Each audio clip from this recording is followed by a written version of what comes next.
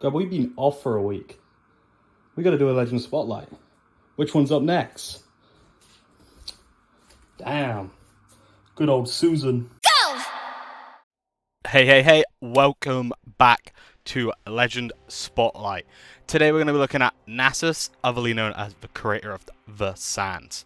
So, first up, let's look at Nasus's Legend card. When you play a unit, gear, or activated ability with an energy cost 7 or more, you may exhaust me to ready up to 2 runes. This makes Nasus very much a deck that want to be dedicated to ramping up in the early game and getting to your big drops.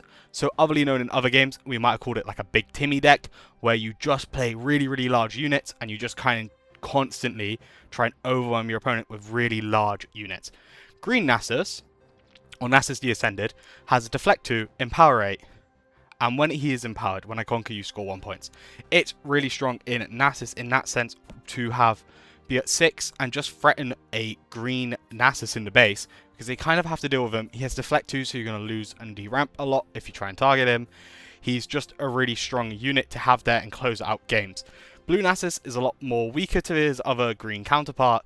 Once each turn when an enemy unit here dies, channel 1 rune exhausted. He's just not that great, and it's very hard to get that ability keep rolling. Lastly, looking at Nasus's signature spell, Siphoning Strike. It's just not that great. It's sometimes a one-off and not really ever going to be justified as more than that. Unlike other champs where their signature spell kind of brings together everything, Nasus's leaves a lot to be desired. Only dealing 4 unit damage at a battlefield, and if you control 7 or more runes, dealing 7 instead. When it dies this turn, channel 1 rune exhausted. Honestly, if it just read like Smite and said it banished a unit, it would have just been way better. But it just struggles to keep up with the current state of the game, and really strong units just benefiting from this and never really needing to deal 7, so you don't really justify running it. But overall, Nasus has been given some nice props to be able to play a lot of big units and ramp very nicely, and has an okay colour combination that we've definitely seen in some other legends. Next up, let's look at some cards that could run with Nasus. Next up, look at some tech choices for Nasus, and definitely look at some cards that work well. So, to allow us to be getting Nasus' effect off, we need to be playing big units. But what big units should we be running? First up, let's talk about Tasty Feyfolk. Tasty Feyfolk has the ability to be able to accelerate himself coming in, meaning that he's an 8 energy drop and a power if you want to accelerate him in, but he does have the great thing of his death knell being channel 2 runes, exhausted, and draw 1. So you never really lose out on a rune, and instead you're actually benefiting and you're able to get buffs off because you're going to get your legend effect in and ready 2 runes. Next up is definitely a free of, I think, going to be in most Nasus decks, and it's just your best 7 drop you want to see early on in the game.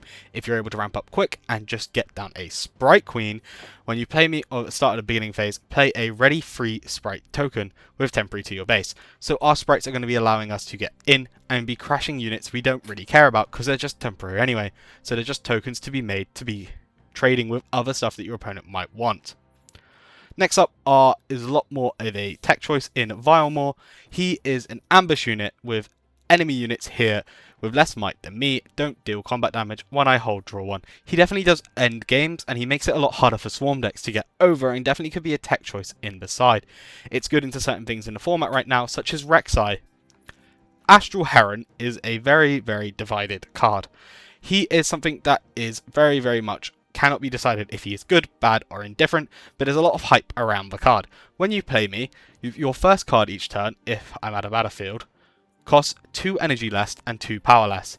It makes a lot of things cost cheap, and definitely you can get some free card costs off, but it's hard to defend in this format, I feel, and makes Astral Heron very poor, because you're never going to actually get that effect off, and if you do, you're only getting it off like once or twice a turn game, so you're just not really making a lot of effort, and you're trying to protect this unit that doesn't really offer much, and that's why I personally don't believe in this bird hype, and honestly, I think this bird is just really going to fly into its own window.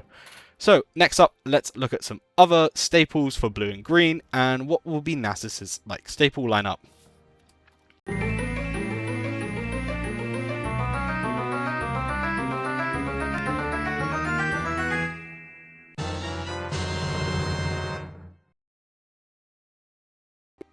Let's look at some strong blue staples just for Nasus. What is the staples from blue that Nasus likes to run, and we'll definitely be looking at 3 ofs in his deck. So first up, let's look at Retreat, a 1 energy spell that just allows you to return a friendly unit and channel 1 rune. This acts as both a protection and an ability to ramp.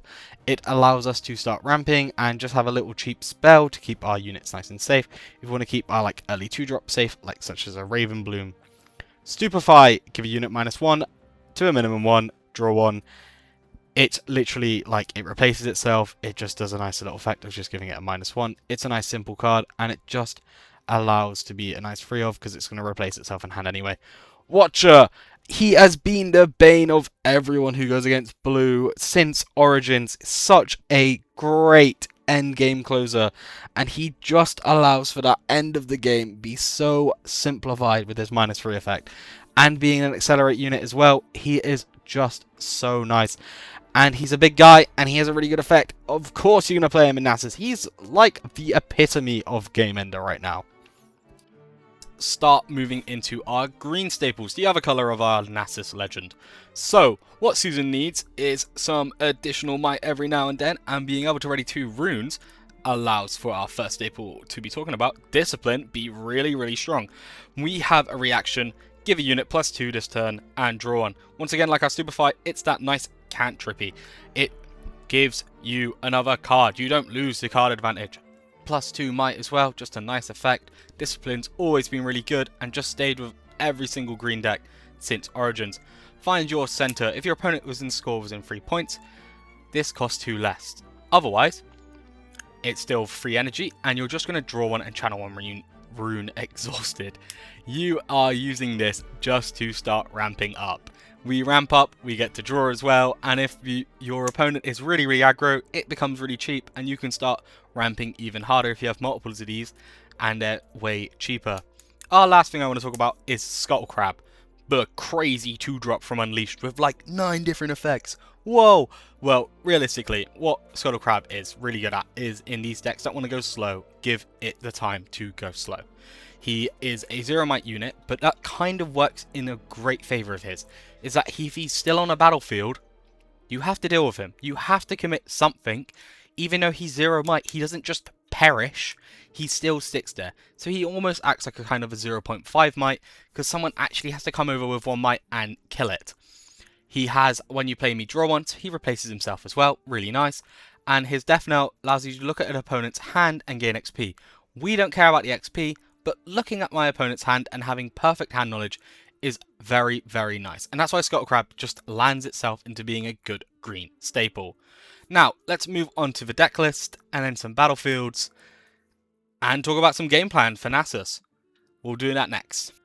Can I ask, just before we get into the deck list, can everyone like and subscribe? You can comment, you can be negative, you can be positive. Just tell me what you want to see next.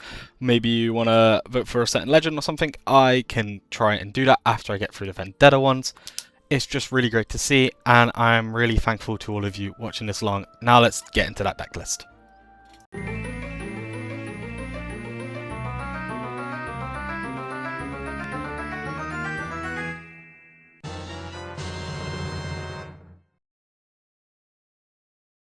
On to the deck list, and let's talk about the game plan of Nasus, because I think this is going to make it make a lot more sense.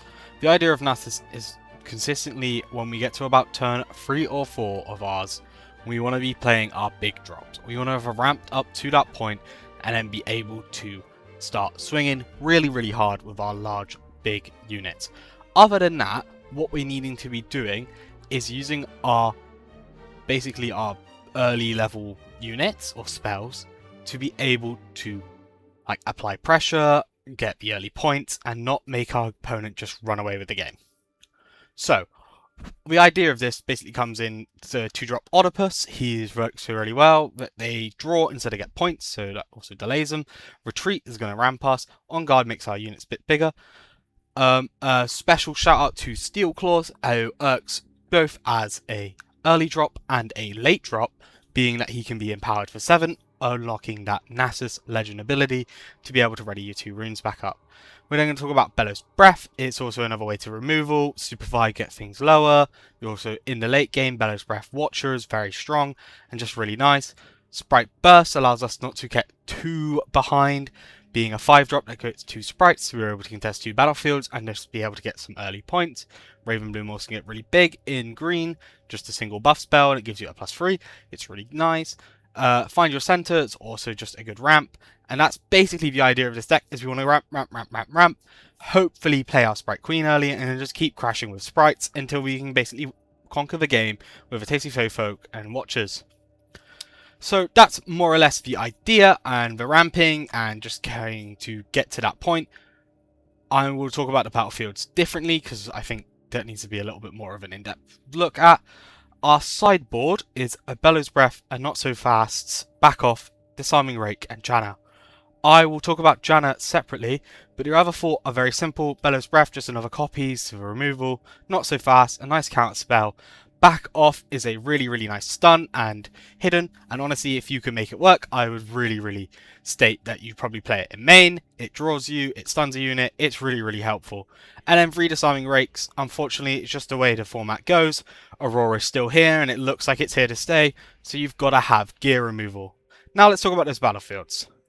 So, first up, I want to talk about the easiest and simplest battlefield to explain, which is Vilemore's Lairs. Units can't move here to base. So basically, your opponent will move up to Vilemore, and they can no longer move back. They can obviously gank away from it, or use something else, or exhaust from it if you have like a Zonya's, or something to keep it alive, but they cannot actually physically move back to base.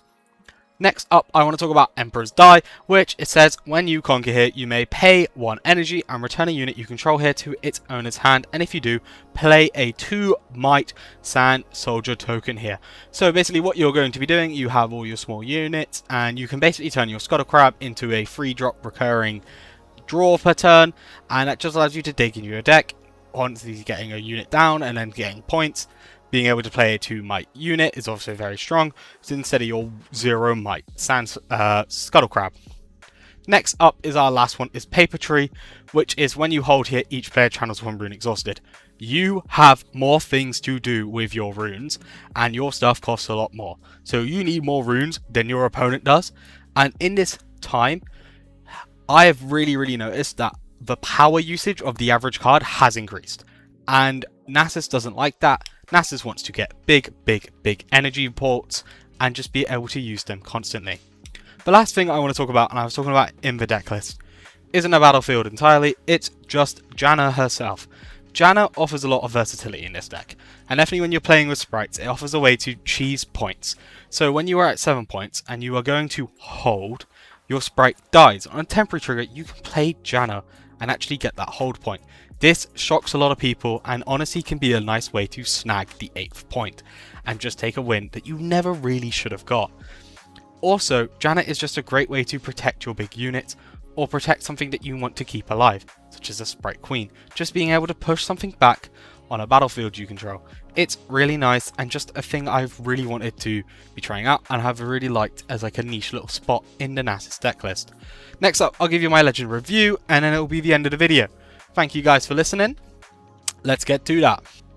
Let's get down to it. It's the Legend review. Creator of the Sands, otherly known as Nasus, Susan, Big Dog himself. I'm going to give him a 7 out of 10. He has performed very well after coming out in Vendetta. My pre-thoughts before Vendetta was, well, it costs a lot. I don't know how well it's actually going to perform. I'm going to need something to see. I've played against him at locals. I've seen his performance himself. I actually believe this deck is a lot better than people give it shouting for. And I think next week, unironically, we might see some Nasuses doing pretty well at Barca. There might be some shocks, and he might be one of them. So a 7 out of 10, I think, is very well. He just has that hidden potential, and people don't really see him on his radar, so he can definitely take a lot of people by surprise. He's solid colours to ramp, you got the retreats to find your centres. He definitely does actually feel a little bit better than it initially thought. Getting to 7 isn't actually that hard. He does have a strong payoff for his abilities, the green and blue big coloured unit. are really, really strong. Watcher, Sprite Queen, Fey Folk all have really good effects that just coincide with him. So honestly, I think I'm going to see some Nasuses probably overperforming in some people's minds, I think, next week in Barca. Also, thank you for watching, and it's been great. Next week, I'm going to try and do Jace, both looking at mid-tier and Aurora deck lists. So if you want to see that, I will definitely be showing some things, and I'm going to try and make sure I get deck lists back in the description. Just check out my Piltover archive as well. I'm just called Gweb on there as well. See you later, guys. Thank you.